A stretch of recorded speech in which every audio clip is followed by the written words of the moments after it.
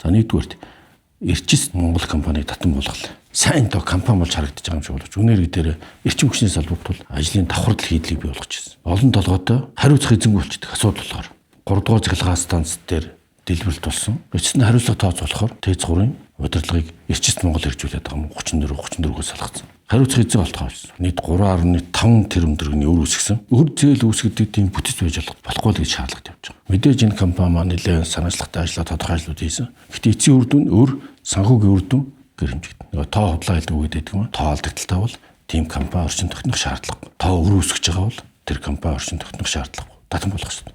Ахаад илүү өр үйлдвэрлэхээс нь. За ийм чиглэлийг бусад олон компаниудаар барьж ажиллана. За энэ компаниг татан буулгаснаар хэн хариуцгаа мэдэхгүй, хэн хариуцлах хүлээх нь тодорхойгүй, олон толгойтой байсан эрчим хүчний салбар зэгцэнд орж зэгцрэх хөдөлгөөн тууштай хийж эхэлж байгаа.